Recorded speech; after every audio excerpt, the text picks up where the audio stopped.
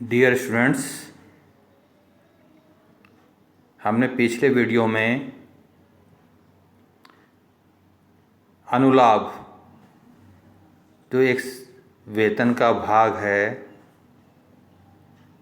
इसमें आपको बताया था नियोक्ता द्वारा कर्मचारी को कुछ सुविधाएं दी जाती हैं। उन सुविधाओं का मौद्रिक मूल्य यह अनुलाभ कहलाता है और कर्मचारी की वेतन से आय की गणना में इनको सम्मिलित करते हैं। ये भी बताया था कि कुछ अनुलाभ सभी कर्मचारियों के लिए कर योग्य हैं, कुछ अनुलाभ सभी कर्मचारियों के लिए कर मुक्त हैं और कुछ अनुलाभ केवल कुछ विशिष्ट कर्मचारी,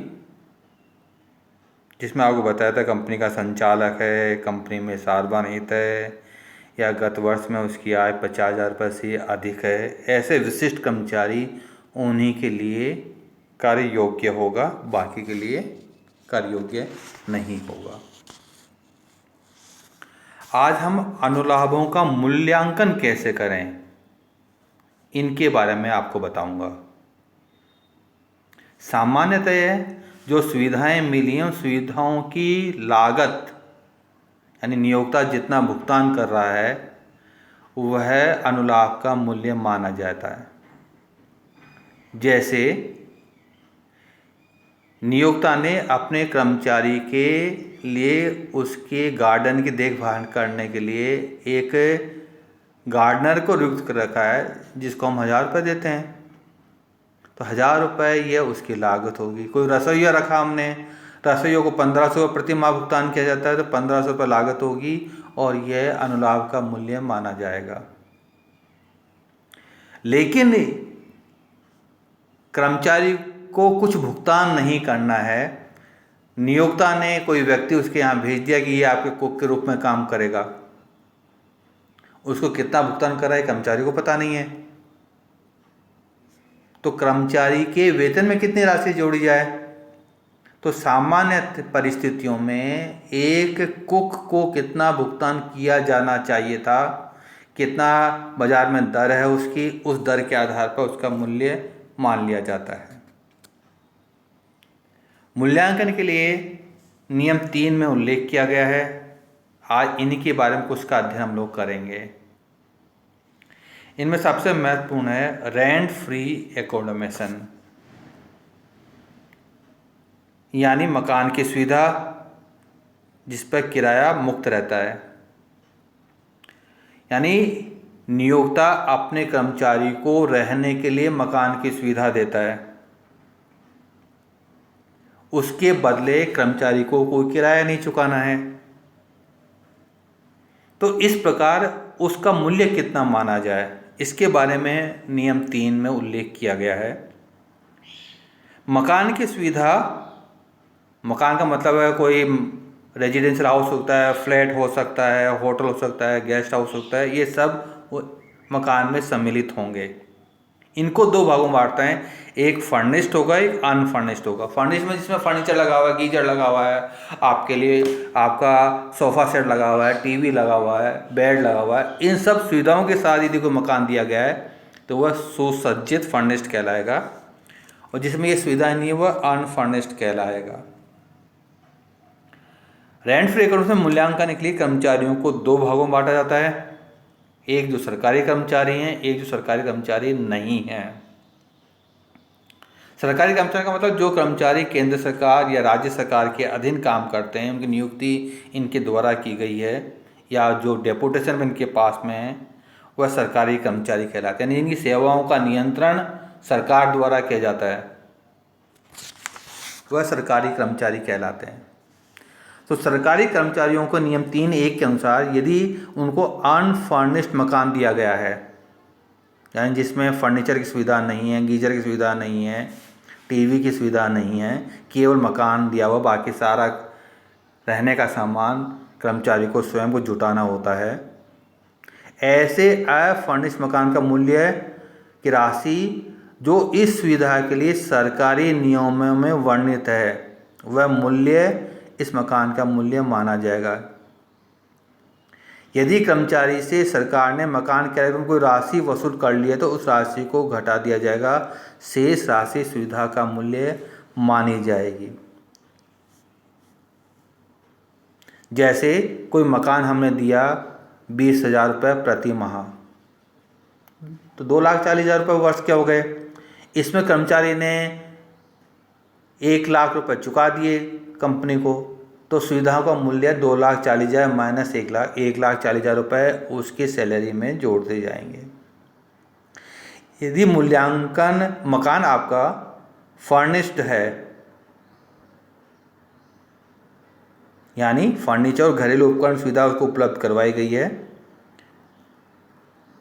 तो सुविधाओं का मूल्य निम्न में से होगा। फर्नीचर एवं घरेलू उपकरण जिसका स्वामी नियोक्ता है तो लागत का 10%। फर्नीचर घरेलू उपकरण जिसका स्वामी नियोक्ता नहीं है तो नियोक्ता ने जिन्हें किराए पर लिया है और नियोक्ता ने जो किराया चुकाया है वह सुविधा का मूल्य माना जाएगा। अन्य कर्मचारियों की दशा में यदि अनफर्निश्ड मकान है जिसका मालिक नियोक्ता है तो निम्न में से जो राशि होगी वह मूल्य माना जाएगा। मकान 2001 की जनगणना के अनुसार ऐसे स्थान पर स्थित जहाँ की आबादी 10 लाख से अधिक नहीं है तो मकान की सुविधा का मूल्य कर्मचारी के संबंधित अवधि के वेतन के 7.5% के बराबर माना जाएगा। और यदि मकान 2001 की जनगणना अनुसार ऐसे स्थान पर स्थित है जहां आबादी 10 लाख से अधिक है लेकिन 25 लाख से अधिक नहीं है तो सुविधा का मूल्य वेतन का 10% होगा। और आबादी 25 लाख से अधिक है तो वेतन का 15% यह मकान का मूल्य माना जाएगा और कर्मचारी के वेतन में जोड़ दिया जाएगा। यदि फर्निश्ड मकान है तो फर्नीचर एवं घरेलू उपकरण जिनका स्वामी नियोक्ता है की लागत का 10% वार्षिक अथवा नियोक्ता द्वारा वहन की जाने वाली राशि, वास्तविक किराए की राशि जो नियोक्ता वहन करता है वह मूल्य माना जाएगा। लेकिन निम्न व्यक्तियों को मकान की सुविधा कर मुक्त होती है, यानी उनको कर नहीं देना है। इनमें उच्चतम एवं उच्च न्यायालय के न्यायाधीश, केंद्रीय मंत्री, विपक्ष के नेता या सरकारी प्रोजेक्ट्स पर काम करने वाले व्यक्ति, बांध है, पावर जनरेशन साइट है, ऐसा कर्मचारी से ट्रांसफ़र हो चुका है तो 90 दिन तक की सुविधा का मूल्य और 90 दिन के बाद में कर होगा, 90 दिन तक कर मुक्त होगा, उसके बाद में वह सुविधा कर योग्य मानी जाएगी। यानी संक्षेप में कहें कि फर्निश्ड रेंट फ्री अकोमोडेशन का मूल्यांकन करना है तो कर्मचारी को 2 भागों में बांट लीजिएगा। सरकारी कर्मचारी हैं या गैर सरकारी हैं। सरकारी कर्मचारी हैं उनको फर्निश्ड मकान दिया है या अनफर्निश्ड मकान दिया है और नियमानुसार उनका मूल्य और किन किन व्यक्तियों के लिए यह कर मुक्त है ये मैंने आपको बताया है। इसके साथ यदि कर्मचारी को होटल में रहने की सुविधा दी है, मकान ही हमारे पास में, नया कर्मचारी शहर में आया है, अभी मकान उसके लिए नहीं है तो हम होटल में रहने की सुविधा दे सकते हैं। यदि नियोक्ता द्वारा कर्मचारी को, चाहे सरकारी हो या गैर सरकारी हो, आवास की सुविधा होटल में उपलब्ध कराई जाती है तो निम्न में से जो राशि कम होगी वह सुविधा का मूल्य मानी जाएगी। संबंधित अवधि के वेतन का 24% अथवा नियोक्ता द्वारा होटल को दी गई राशि, यदि नियोक्ता कर्मचारी कोई राशि वसूल की जाती है तो इस राशि उक्त कर योग्य राशि में से कम कर दी जाएगी, शेष राशि सुविधा का मूल्य मानी जाएगी। यानी यदि नियोक्ता ने होटल के मालिक को 2 लाख रुपए का भुगतान किया है, इनमें से 50,000 रुपये कर्मचारी ने नियोक्ता को चुका दिए तो 1.5 लाख रुपए यह होटल की सुविधा का मूल्य माना जाएगा। यानी ये तभी होगा जब होटल में रहने की सुविधा सामान्यतः दी जाती है। इसी तरह जब सुविधाओं का मूल्यांकन करते हैं हम, तो कर्मचारी को जीवन बीमा प्रीमियम यदि कोई राशि चुकाई गई है, कर्मचारी के दायित्वों को कोई भुगतान किया गया है, या हमने कंसेशनल रेट पर कोई लोन दिया है, तो भी वह सुविधा कर्मचारी के वेतन में जोड़ी जाएगी। तो रेंट फ्री एग्रीमेंट के साथ साथ नियोक्ता द्वारा कर्मचारी के किसी दायित्व का भुगतान किया है, जैसे बिजली के बिलों का भुगतान किया है, कर्मचारी के होटल या क्लब के बिलों का भुगतान किया है, कर्मचारी के इनकम टैक्स का भुगतान किया है, उसका कोई निजी लोन हमने रीपेमेंट किया है, कर्मचारियों की बच्चों की शिक्षा के हमने व्यय चुकाया है, उसने कोई घरेलू कर्मचारी रखा है, उसके लिए हम नियोक्ता ने कोई भुगतान किया है, कार चलाने के लिए नियोक्ता कोई व्यय चुकाता है। तो इन सभी दायित्वों का भुगतान जितनी राशि का किया गया है उतनी राशि उसके वेतन में जोड़ दी जाएगी। और यदि कर्मचारी की जीवन बीमा प्रीमियम या सुपर एन्युटी के लिए कोई भुगतान किया गया है, तो जितनी राशि भुगतान की गई है उतनी राशि उसकी सुविधाओं का मूल्य मानी जाएगी। यदि कर्मचारी को हमने रियायती दर पर कोई लोन उपलब्ध करवाया है, तो संबंधित बैंक समय समय पर कुछ कर योग्य दर डिक्लेयर करता है, उनके आधार पर इसका मूल्यांकन किया जाता है। सामान्यतः 20,000 रुपये तक भुगतान राशि यह कर मुक्त होती है। इसके बाद जो राशि है उस राशि पर उन दरों के आधार पर हम राशि की ब्याज की गणना करते हैं, वह सुविधा कर्मचारी के वेतन में जोड़ दी जाएगी। 20,000 रुपये तक कोई राशि नहीं जोड़नी है, 20,000 रुपये से ज़्यादा है तो जो ब्याज दर प्रचलित है उस ब्याज के आधार पर हम जोड़ देंगे। इससे कोई चल संपत्ति का स्थानांतरण किया है, जिसमें मोटर कार यदि है, डेप्रिसिएशन के रेट से 20% डेप्रिसिएशन चार्ज करेंगे और फिर जो मूल्य होगा वो माना जाएगा। घरेलू उपकरण में 10% डेप्रिसिएशन चार्ज करेंगे, शेष राशि मूल्य मानी जाएगी।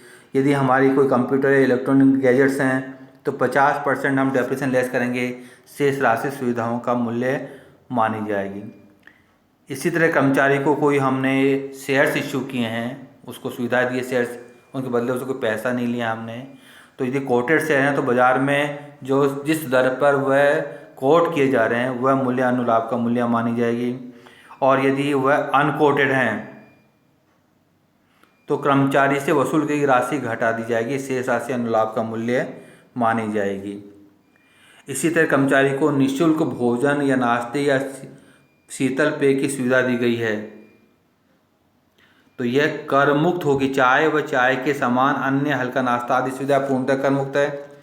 भोजन व अन्य नशे से मुक्त पेय पदार्थ की सुविधा के अंतर्गत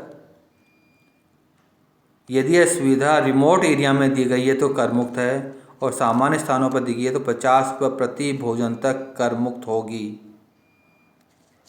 इस तरह की सुविधाओं का मूल्यांकन कर्मचारी के वेतन में जोड़ दिया जाएगा। इसके साथ साथ ये और ध्यान रखिएगा, कोई हमें गिफ्ट वाउचर दिया है या कोई गिफ्ट दी है या हमें कोई क्रेडिट कार्ड का उसका भुगतान किया है, किसी क्लब की सदस्यता का भुगतान किया है, तो यह सब उसकी सैलरी का पार्ट होंगे और उसके वेतन में इन राशियों को हम जोड़ देंगे।